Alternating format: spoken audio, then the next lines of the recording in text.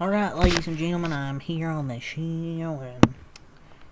and, I'm starting a little bit late here. I was gonna probably come in here and recap the Warriors game around like 1 or 2. Internet went out. I was just fed up.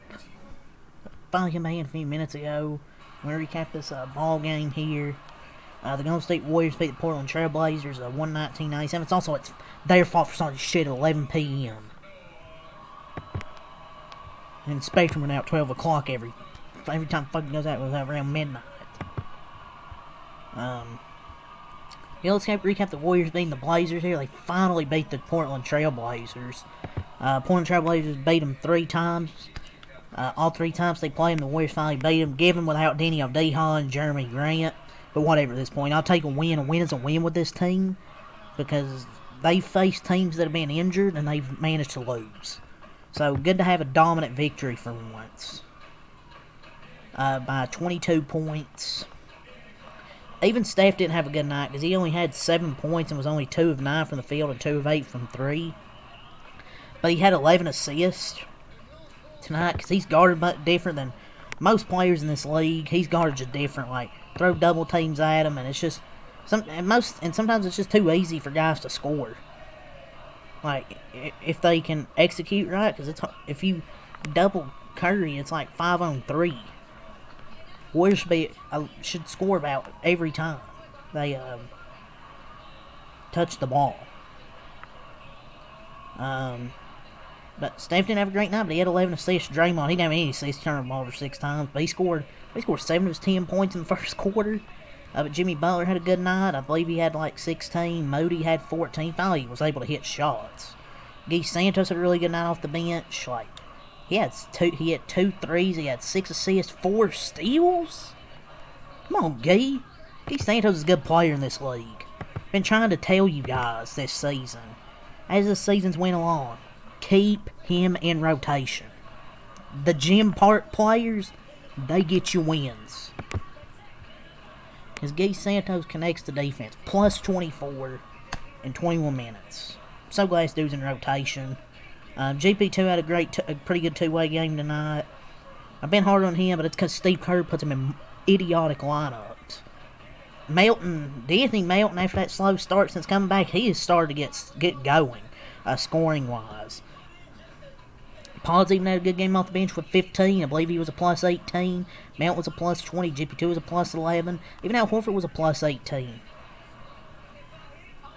Like, some of these players off the bench have really started to get going. Like, Al Horford's been playing better. Like, Guy Santos should have been in rotation. Melton's starting to get going. Pods has been having good games off the bench. Like, he's still been inconsistent, but he's had good games. Really. Jimmy had a pretty solid game. Steph didn't have the shooting night. I'm sure people will pay attention to that, like he hasn't been putting up 27 or 30 points about damn near every night. He's human. He ain't going to shoot perfect every night. But the Warriors started this game with Quentin Post anchoring the D. They come out to another good 11-4 start. The Warriors, if Steve Kerr weren't so eager to break this unit, like 4 minutes into every game, regardless of results, they'd find some actual consistency. And Moses Moody probably had his first 2-way quarter, with his first 2-way quarter one in like forever. You just bring that trade value up, man. Bring that trade value up so we can trade you somewhere else. But Moses Moody's an okay player. He just ain't a championship player.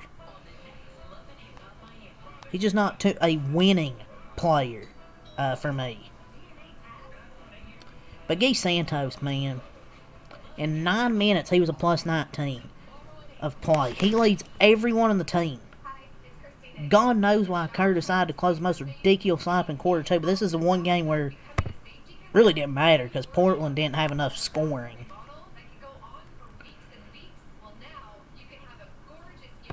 Like,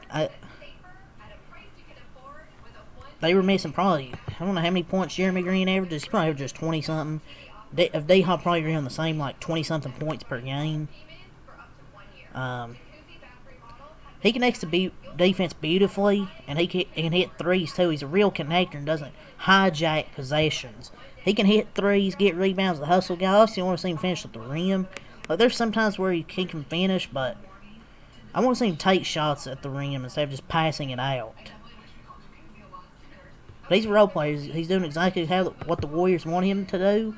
Like, he's not the most athletic player, but he is the one that shows the most heart off the bench. A plus 19 in 9 minutes, unreal. And GP2 had a fantastic two-way game. Look, I think GP2 can be good. He can be good for this team off the bench if he's simply in good lineups, not at power forward. Maybe I was overreacting saying trade him after the last game, because I'm mostly frustrated with Steve Kerr putting this dude at the 4, because he's not a forward. He's 6'2". Put him at guard. If you're so desperate to play guards, put him at shooting guards to play him. Like, put him there. It's just shit Steve Kerr does where he puts like 3-4 guards. That doesn't help GP2. And the Warriors got out to a 19-5 deficit to start the third quarter. Absolutely unreal. But somehow they regained their composure and ultimately finished on just a 2-point third quarter deficit. When Steph plays like doesn't shoot good, you think they're gonna lose. But thankfully the Blazers, like two of their best players were out. Melton is an explosive scorer off the bench. Long term with Melton creating like this, you have to wonder what the use of having Pods is in rotation, especially when they get the playoffs. No need for redundant guards in rotation. Hurts their defensive potential. Look, Pods has been having good games. I just don't. The thing that just worries me is whenever I try and get hype up Pods, when he has a few good games in a row, he just goes right back to the same player. I would trade Moody, Pods. That's what I would do. Because you have the Anthony Melton coming off the bench. You have Al Horford. You have GP2. Like, you have Will Richard. And whatever you do at the trading deadline. Like, you have enough guys off the bench. You don't need to keep playing all these guards. Maybe with the way Podziemski's playing, maybe you could get some trade value. I don't know. But Melton has been such an explosive scorer off the bench. You can trust him more than, like, Podziemski, obviously. Because he was playing good for the Warriors last year until he tore his ACL. But Santos, man, he had 6 points, 4 rebounds, hit 2 threes. He had 6 assists, 4 steals, and a plus 27. Shout out to the ultimate and only connector at 4. The disrespect that Steve Kerr had against him and sections of this fan base needs to be studied. It's been pretty clear throughout these last handful of games. He has to be in rotation. Let me mind you, at the same time, Draymond playing a similar role at the same position had 0 assists to 6 turnovers.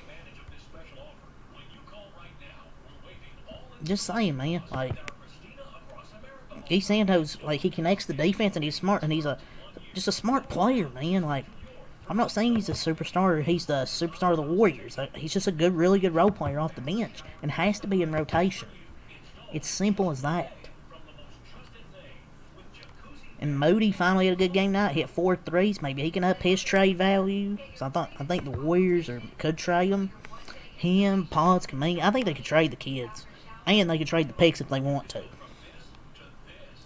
Because it's not like the Warriors draft that good anyways. And they're talking about, oh, they could keep the picks. Man, come on. Trade for, like, Michael Porter. Or something, man. But the Warriors, my lord, against the Hawks, they shot like 10 of 42 from 3. They shot 8 of 15 in the first quarter tonight. We need to find some middle ground. We can't have these nights where one night they shoot good, one night they shoot bad, one night they shoot good, one night they shoot bad. You gotta have some middle ground, man. At some point. But Guy's good, man. Good things happen when Guy Santos plays.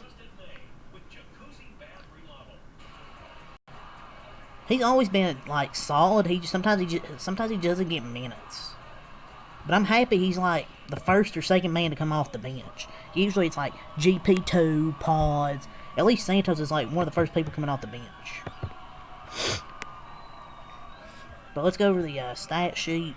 So the Warriors, they improved to 22-19, 14-6 at home. They scored 119 points. They scored 38 in the first quarter, 29 in the second quarter, 20 in the third quarter, 24 in the fourth quarter. Portland, they jumped to 19 and 22, 9-12 on the road. They scored 97 points. They had 24 in the first quarter, 17 in the second quarter, 30 in the third quarter, and 26 in the fourth quarter. Let's go over the stat sheet. Moody had 14 points, 5-9 from the field, 4 of 8 from 3. Curry, 7 points, 2 of 9, 2 of 8 from the field and 3, 11 assists. Post, 3 points, 1 of 5 from the field and 3.